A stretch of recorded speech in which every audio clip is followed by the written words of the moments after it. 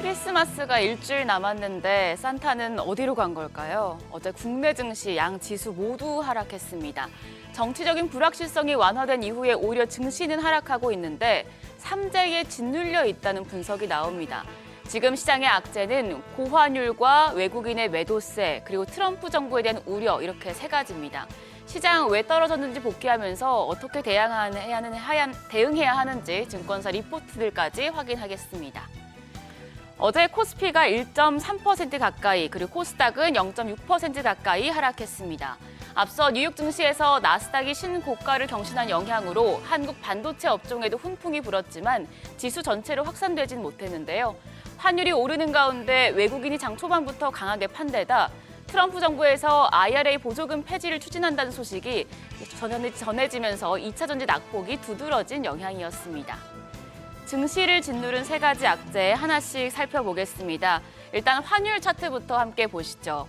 어제도 환율은 올랐습니다. 정규장 마감 시간 달러 기준 3원 90전 상승해서 환율 주간 거래 기준으로 1,438원 90전에 거래를 마쳤습니다. 주간 거래 종가 기준으로는 2년 2개월 만에 최고치입니다. 정치적인 불확실성이 완전하게 해소된 게 아니고 아시아 통화가 약세를 보인 데다가 외국인들이 국내 주식을 팔다 보니 환율이 크게 뛰고 있는데요. 이후 야간 거래에서 환율은 1,440원대를 웃돌았고 오늘 새벽 6시 역외 환율도 1,439원대로 1,440원 코앞에 다가섰습니다. 당분간 고환율로 인한 시장 부담은 계속될 것으로 보이는데요. 오늘 외환 시장 1,440원을 바라보면서 문을 열겠습니다. 고환율에 이어서 두 번째 악재는 외국인의 수급입니다. 외국인이 연일 대량의 매도세를 보이고 있습니다. 어제도 외국인 유가증권시장에서 7,125억 원어치 강하게 순매도했습니다. 기관은 어제도 1,528억 원 순매수하면서 15거래일 연속 사자 포지션 이어갔고요. 개인 어제 4,642억 원어치 순매수하면서 외국인 매도 물량을 일부 받아냈지만 지수를 끌어올리진 못했습니다. 코스닥 시장에서도 외국인은 팔고 개인이 사는 흐름이 연출됐습니다.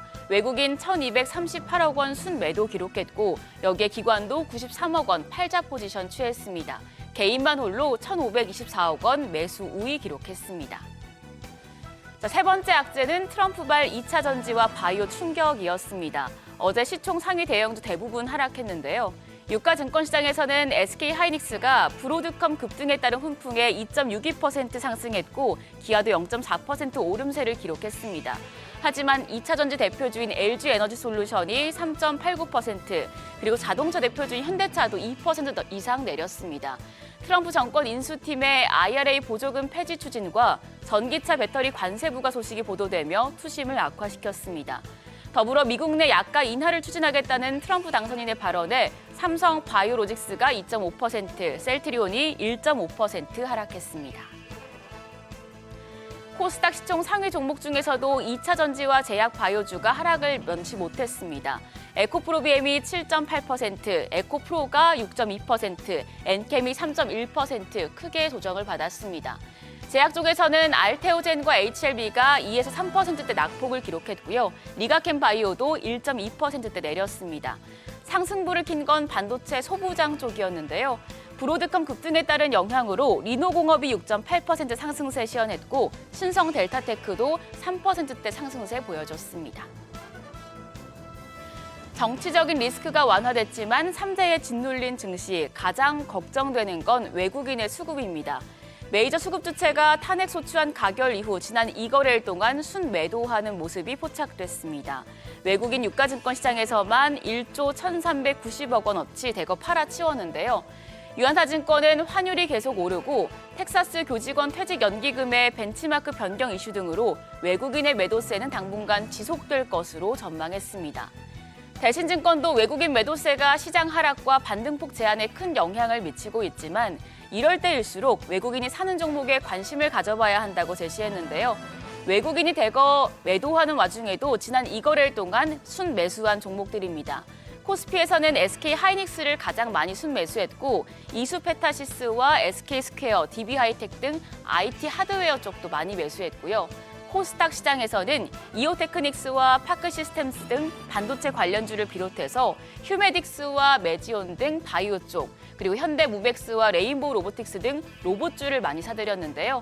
IT 하드웨어와 바이오, 로봇, 외국인들이 러브콜을 보내고 있는 업종은 반등 가능성이 있으니 미리 체크해 두시면 좋겠습니다. 그럼 오늘 일정 살펴보시죠. 오늘 일본은행 금융정책회의가 시작합니다.